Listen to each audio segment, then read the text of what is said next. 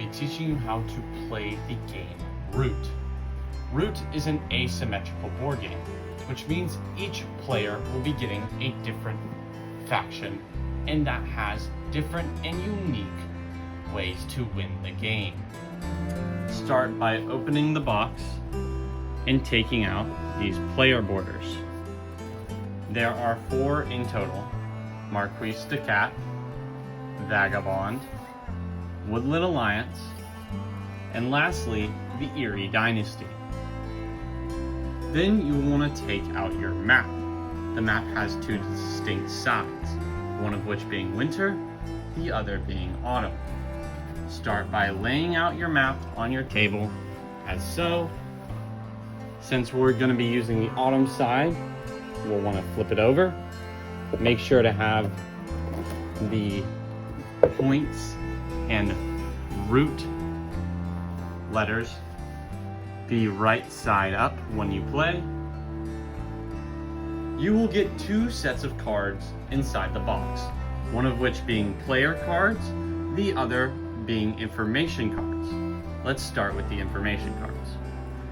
Each clan will have 4 overview cards. The reason that they have this is so you can know a rough idea of what the other factions will want to do to you when playing the game.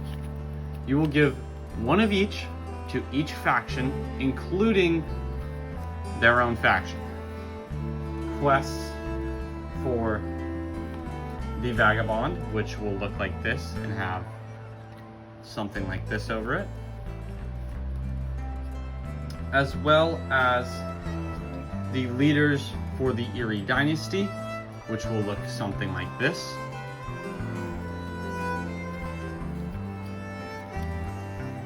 You will also have 3 different Vagabond cards. These are like classes for the Vagabond. You will only need to worry about this if you are playing the Vagabond. You can take a peek at the playing cards, but there's only one thing we need to note as of right now. You will see 4 distinct symbols on the playing cards: a bird's claw, a wolf head, a bunny head, as well as a mouse head. These, if you look at the board, relate to each clearing. These clearings, as you can see what I'm pointing to, have one of these next to them on each thing. You need to play this card, since it has the wolf symbol, I would need to use it inside of a wolf clearing. The bird card, as we can see, can be played in any clearing, because when we look at the board, there is no clearing that matches that symbol.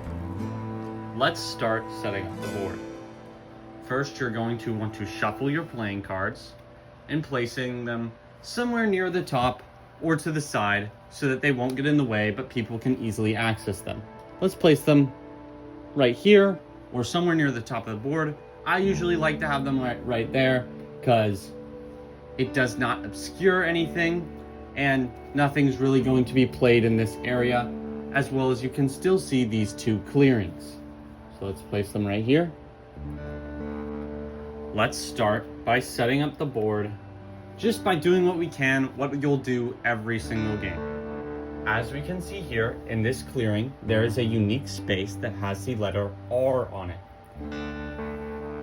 This is a piece relating to the Vagabond. We will learn what this does later, but what you're going to want to do is take this token and place it down there. So place all of these tokens on the R spaces.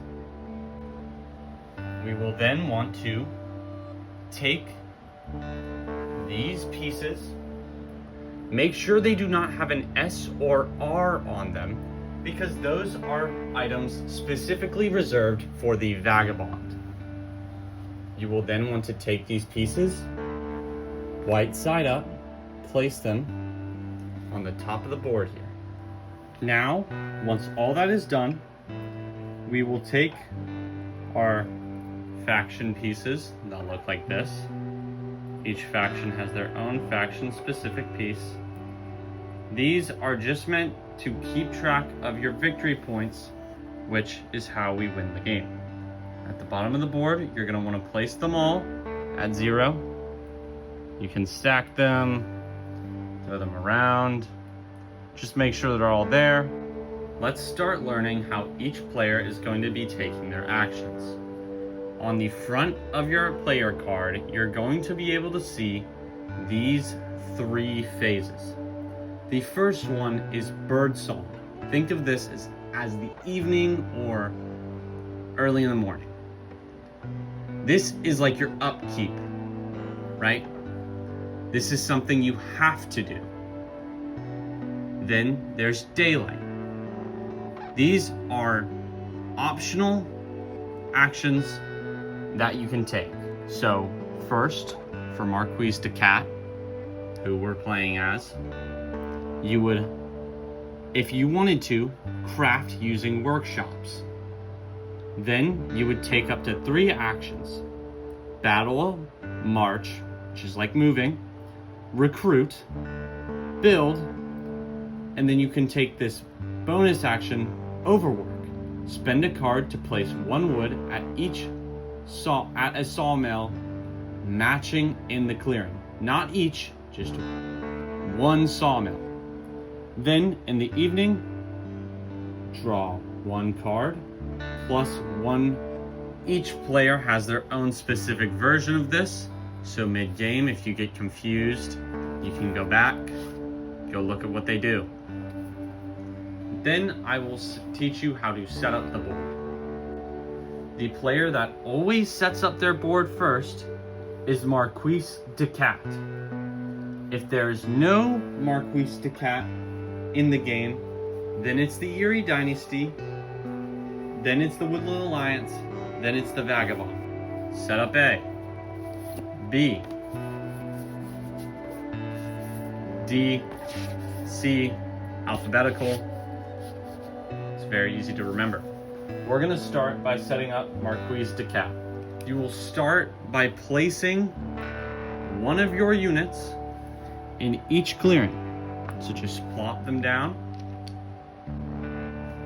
Once you've done that, you're going to want to look for your keep token. You want to place this keep token in a corner of your choosing. So let's choose the top left corner. Then you want to take 1 sawmill, 1 crafting station, and 1 recruiting station and place them on the adjacent squares or on the same squares of the keep. So since our keep is in the top left, as we can see, we would want to place them here, here, or here. That is the only places that we can place them. Next, you're going to want to set up the Eyrie Dynasty. Select the opposite clearing of Marquise de Cat, which is why we didn't set up a Marquise de Cat unit here, even though we did all over the board. So you're going to want to place a unit tile, like so, as well as 6 units in that 1 square of your faction. Now we're gonna move on to the Woodland Alliance. So the Woodland Alliance doesn't actually start anywhere on the board, but if you needed to know what their units look like, they're little mice. You're gonna wanna start by covering up these squares. Cover all these up. That's all you're gonna do for your setup phase. You're just gonna set stuff up like this. And because you set your stuff up on the board on your first turn, this is all you're going to be doing. The Vagabond is very similar to where you are going to be setting up most of your things on your board. Now, here is where the character cards come in. There are multiple types of Vagabonds. 1, the Ranger, the Tinkerer, and the Thief. As a beginner, I recommend you start with the Thief or the Ranger. The Tinkerer is more advanced. Now, let's just take the Ranger. So, remember those pieces with the R and the S on them? This is where we're going to use these. So since our Ranger has a boot, torch, crossbow, and sword, we're going to go want to find the crossbow, sword, boot, the torch, bam. And then we're going to want to move back to the board. Okay. Now you want to grab your one pawn. Unlike every other faction, the Vagabond just controls one person. You can choose any of these forests, which are separated by these paths, as you can see. So this is one forest, this is one forest, this is one forest. The Vagabond is the only person to have access to these forests, but you place him in one. So let's just place him here. Now we are ready to start actually playing the game, but we don't know how to play. So I'm going to teach you how to do things like take actions like moving, battling, and crafting. The ones that every single class takes the same. Let's just start with a simple action such as moving. You're going to look at your action card. Let's just take, for example, Marquise the Cat. He's the simplest. March. Take up to 2 moves. So he's going to be able to move twice during his marches, but it still takes one of his actions. Okay? So, let's say I want to move this little guy over to this square. I'm going to march and then move him over here. There's a complicated mechanic in this game called ruling. Ruling affects how you move. Let's move him back. I rule this. Marquise the Cat starts by ruling pretty much the entire board. To rule a square, you just need to have the most units or pieces on that board or on that square. So Marquise the Cat rules this land and this land. Let's say Marquise the Cat wanted to move to this land, from this land to this land. Because he rules one of the lands he's moving to, although he doesn't rule this one, he can still move there. Now let's say on the Erie Dynasty's turn, they move here. Now, on his turn, if he wanted to move, he wouldn't be able to move here because he does not rule this clearing, but he would be able to move in one of these 2 spots. So, for ruling, what you want to do is have more guys on one of the squares. This nearly never comes up because you're not in one of these situations where you're deep in the enemy's base and you want to move to another enemy spot. It just doesn't happen, but ruling is important to remember because it does come up. It is important. Whoever rules a clearing is important for things like crafting. That's about it, but it's still important. Let's move on to something much simpler. Let's move on to battling. In the box, you will have 2 dice. These are what you use for battling. So let's say the Erie Dynasty moves 2 of their units over to a Marquise de Cat square, and they decide to battle. You're going to roll both dice. So let's roll them. A zero, and a 3.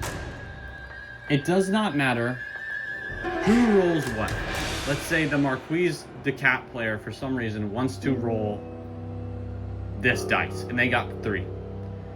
Attackers always get advantage So Marquise de Cat would get 0, and the Erie Dynasty would get 3. So they would knock off this piece. It would go to the pile of cats that you're going to have, and they would have taken no casualties because he rolled a 0. Now, let's try a more complicated situation. Let's say there's 3 and 2. They roll 1 and 3. Let's say the Erie Dynasty was attacking. They rolled a 3, they rolled a 1. But because there are only 2 Erie Dynasty units on this board, they're only gonna deal 2 damage, and they will deal 1. You remove these pieces at the same time. You don't deal damage, and then if they had no one, they don't deal damage. You deal damage the same. Now let's say Marquise de Cat had 2 tokens on this square. 1 here, and 1 here. The Erie Dynasty comes to battle. They roll a 3 and a 3. So these 3 get taken out, and these 3 get taken out. But let's say they rolled a 2 and a 1. The Erie Dynasty would take out this guy. The Warriors always go first. But it would be up to the Marquise de Cat player whether they wanted to remove their sawmill or the recruiting unit. So they could remove that, bang. Let's say it's their next turn. They roll. Let's say they roll double zeros, right? No damage. But since this sawmill is defenseless, it will take 1 damage anyways. So when you're attacking a defenseless square, it's going to take 1 damage regardless of if you actually roll anything. Let's move on to what the playing cards do. There are a multitude of playing cards. Like I taught you earlier, you need to be in the same clearing as the playing card to actually playing it, unless you're playing a bird or claw playing card, because that's a wild card. Now, there are 4 types of cards, one of which being an ambush card, which is an active, or if you play Magic the Gathering, like a flash card. You play this when it happens. There's a crafting card. There's a card that you play before it happens. So you need to play this before a battle. So you play this, and then in a battle, you may discard this.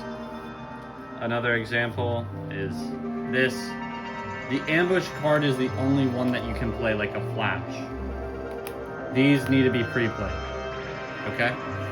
And then the last type of cards are dominance cards. Dominance cards are an extra way you can win the game. Let's start by reading this. Once again, you would need to be in a rabbit clearing to play this. You need to have at least 10 points, and you have to play this during the daylight phase, which, remember, is this phase. Let's read what it says. You win the game if you rule 3 rabbit clearings at the start of your bird song. So you would play it on your daylight, go through evening, turn is over. Everybody else gets to play, and then at the beginning of your bird song, if you have the requirement, you win. So to win the game with this dominance card, you would need to rule 3 rabbit clearings. So let's look. 1, 2, 3. If somehow the Marquise de Cat player got 10 victory points and had still his whole board covered, played this card, it went around, they win the game. Even though they don't have 30 points, they would win.